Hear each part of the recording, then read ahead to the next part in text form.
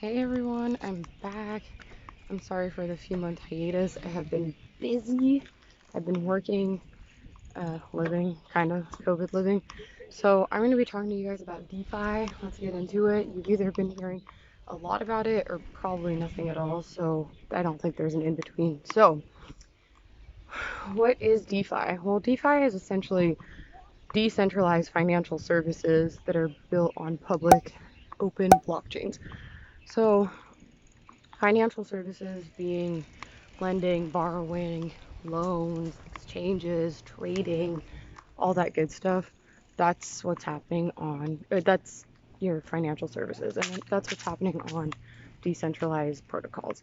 Now, the reason they're making them decentralized is because it's just better, because anyone can be a part of it. And in order to understand DeFi, you really have to understand what decentralization is, and decentralization has a couple different features. So let's start with it being trustless. Being trustless means that you trust that whatever has been hard coded into the smart contract is going to hold up. And by opting into using this blockchain, you trust that, and there's no need for a third party to verify that.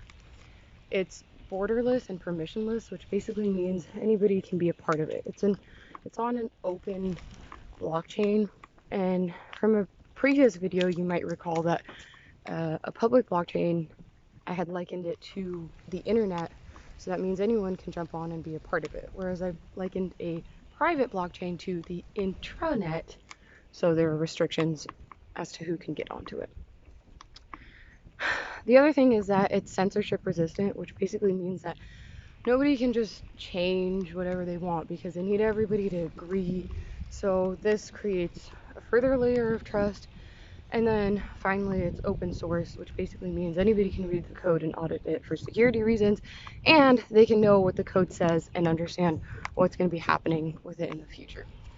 So those are the main things that need to be there for something to be fully decentralized. And this is basically what these DeFi projects are trying to do. They're trying to use full decentralization to bring you financial services such as borrowing, lending, loans, exchanges, trading. So in the way that you would go to a bank and try to get a loan, you would need to first of all open your bank account, get it approved, go through all that stuff, all this manual paperwork, very, very annoying.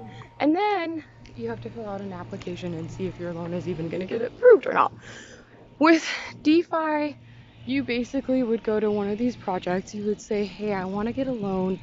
Nobody is reviewing your application. All you have to do is sign up with very little KYC, and you'll be approved. By approved, that basically means that you get to take part in this blockchain, and you get to borrow money against the collateral that you put in.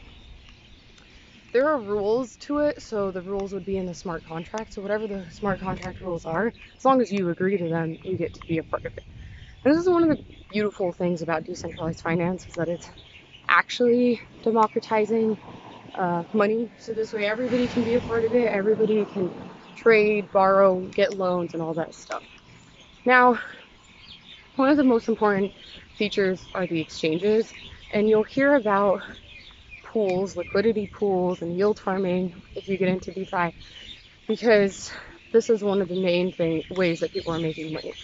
So yield farmers, and first let's start with pools. So liquidity pools are basically pools of money where you have these liquidity providers providing liquidity into a pool, and they're adding money into this pool so that they can eventually accrue a reward from the money from that pool. And that money is basically going to be proportional to the amount of money in the total pool.